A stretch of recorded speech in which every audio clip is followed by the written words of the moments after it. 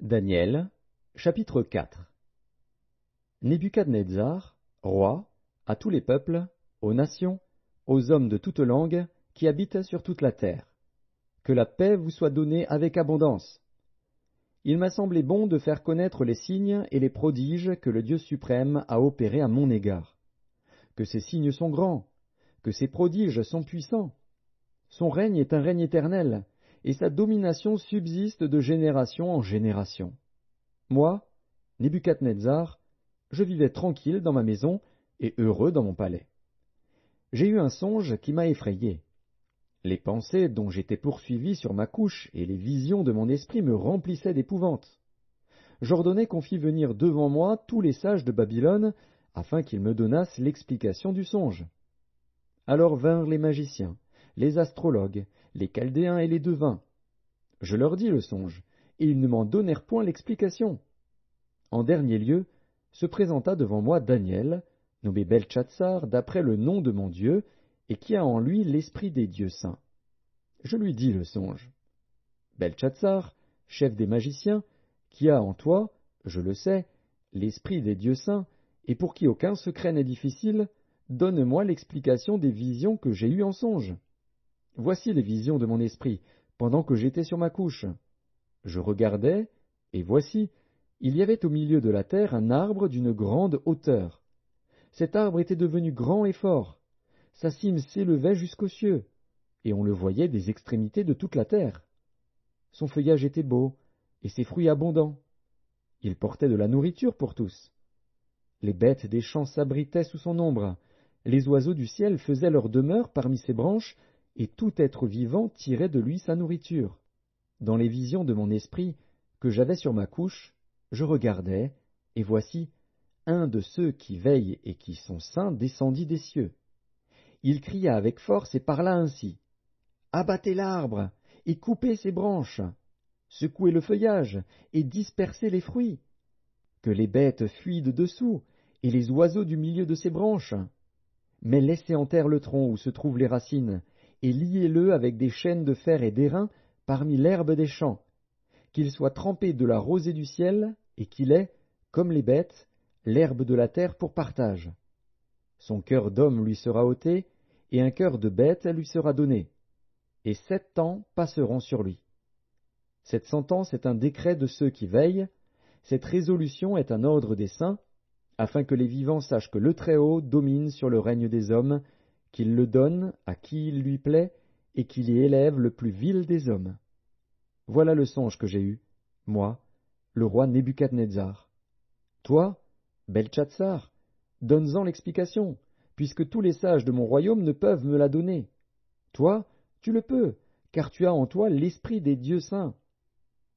Alors Daniel, nommé Beltchatsar, fut un moment stupéfait, et ses pensées le troublaient. Le roi reprit et dit, Beltchatsar, que le songe et l'explication ne te troublent pas. Et Beltchatsar répondit, Mon Seigneur, que le songe soit pour tes ennemis, et son explication pour tes adversaires. L'arbre que tu as vu, qui était devenu grand et fort, dont la cime s'élevait jusqu'aux cieux, et qu'on voyait de tous les points de la terre, cet arbre, dont le feuillage était beau et les fruits abondants, qui portait de la nourriture pour tous, sous lequel s'abritaient les bêtes des champs, et parmi les branches duquel les oiseaux du ciel faisaient leur demeure, c'est toi, ô roi, qui es devenu grand et fort, dont la grandeur s'est accrue et s'est élevée jusqu'aux cieux, et dont la domination s'étend jusqu'aux extrémités de la terre. Le roi a vu l'un de ceux qui veillent et qui sont saints descendre des cieux et dire, Abattez l'arbre, et détruisez-le, mais laissez en terre le tronc où se trouvent les racines, et liez-le avec des chaînes de fer et d'airain parmi l'herbe des champs, qu'il soit trempé de la rosée du ciel, et que son partage soit avec les bêtes des champs, jusqu'à ce que 7 ans soient passés sur lui. Voici l'explication, ô roi, voici le décret du Très-Haut, qui s'accomplira sur mon seigneur le roi. On te chassera du milieu des hommes, tu auras ta demeure avec les bêtes des champs, et l'on te donnera comme aux bœufs de l'herbe à manger, tu seras trempé de la rosée du ciel, et 7 ans passeront sur toi, jusqu'à ce que tu saches que le Très-Haut domine sur le règne des hommes et qu'il le donne à qui il lui plaît. L'ordre de laisser le tronc où se trouvent les racines de l'arbre signifie que ton royaume te restera quand tu reconnaîtras que celui qui domine est dans les cieux.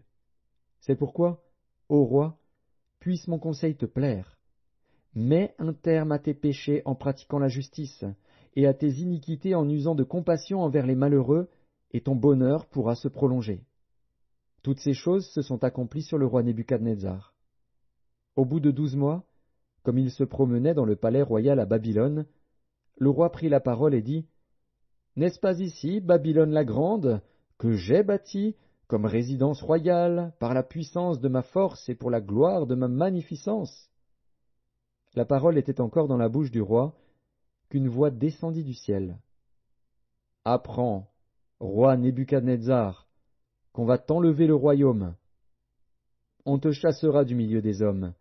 Tu auras ta demeure avec les bêtes des champs. On te donnera comme aux bœufs de l'herbe à manger. Et 7 ans passeront sur toi, jusqu'à ce que tu saches que le Très-Haut domine sur le règne des hommes, et qu'il le donne à qui il lui plaît. » Au même instant, la parole s'accomplit sur Nebuchadnezzar. Il fut chassé du milieu des hommes, il mangea de l'herbe comme les bœufs, son corps fut trempé de la rosée du ciel, jusqu'à ce que ses cheveux crussent comme les plumes des aigles, et ses ongles comme ceux des oiseaux. Après le temps marqué, moi, Nebuchadnezzar, je levai les yeux vers le ciel, et la raison me revint. J'ai béni le Très-Haut, j'ai loué et glorifié celui qui vit éternellement, celui dont la domination est une domination éternelle, et dont le règne subsiste de génération en génération. Tous les habitants de la terre ne sont à ses yeux que néant. Il agit comme il lui plaît avec l'armée des cieux et avec les habitants de la terre, et il n'y a personne qui résiste à sa main et qui lui dise « Que fais-tu » En ce temps, la raison me revint. La gloire de mon royaume, ma magnificence et ma splendeur me furent rendues. Mes conseillers et mes grands me redemandèrent. Je fus rétabli dans mon royaume, et ma puissance ne fit que s'accroître. Maintenant, moi, Nebuchadnezzar, je loue, j'exalte et je glorifie le roi des cieux, dont toutes les œuvres sont vraies et les voies justes, et qui peut abaisser ceux qui marchent avec orgueil.